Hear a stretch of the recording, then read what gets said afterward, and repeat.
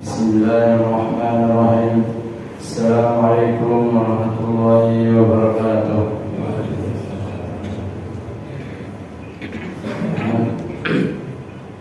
Alhamdulillahilladzi amarna biluzumil jama'ah wa nahana 'anil ikhtilafi wat tafarruq. Asyhadu an la ilaha illallah wa asyhadu anna Muhammadar Rasulullah. Amma ba'du.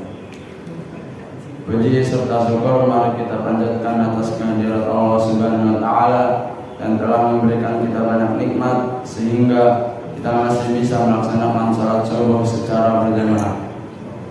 Salawat serta salam semoga tercurah limpahkan kepada Nabi kita Nabi Muhammad sallallahu alaihi wasallam, kepada para sahabatnya, para keluarganya dan para pengikutnya hingga akhir zaman.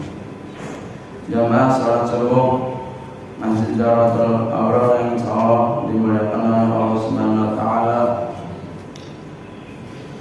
Perkenankanlah kami untuk menyampaikan suatu hadis dari Rasulullah SAW yang bertemakan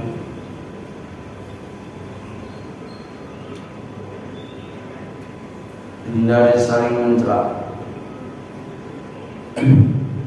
Dari Rasulullah SAW bersabda, Al-mustabbani ma qala fa'ala al-badi'i ma lam ya'tadil mazlum. Yang artinya, dua orang yang saling mencela maka dosanya ditanggung oleh yang pertama kali memulai, selama orang yang terzalimi tidak melampaui batas. Dan hadis riwayat Bukhari.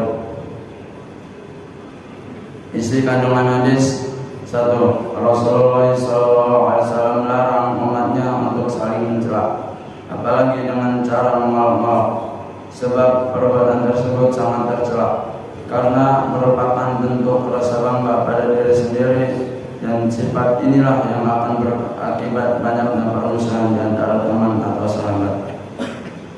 2. Mencela dengan cara memalak-malak pada dasarnya adalah menghina kehormatan orang lain, padahal belum tentu yang mencela lebih mulia dibanding dengan orang yang dicela. Dari Rasulullah SAW bersabda, cukuplah seseorang telah berbuat keburukan jika dia merendahkan saudaranya sesama muslim. Hadis riwayat Muslim. 3. Hasan Al-Basri berkata, para sahabat dan tabi'in memiliki konsep, barang siapa yang mencela saudaranya karena dosa-dosanya, sedangkan saudaranya itu sudah bertaubat kepada Allah Subhanahu wa taala, maka si pencela akan mengalami dosa saudaranya tersebut.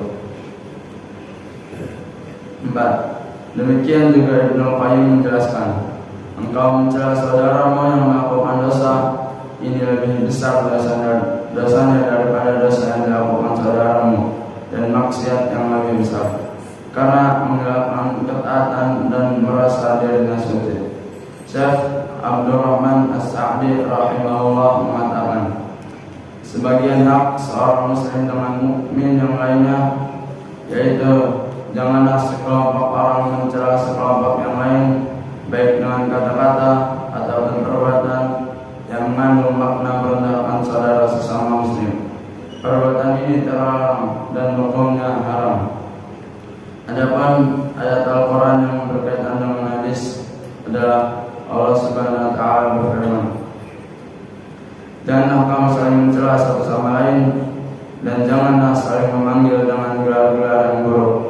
Seburuk-buruk panggilan adalah panggilan yang buruk, fasik setelah iman, dan barang siapa tidak bertaubat, maka mereka itulah orang-orang yang zalim. Quran surat Al-Hujurat surat ke-49 ayat 11. 2.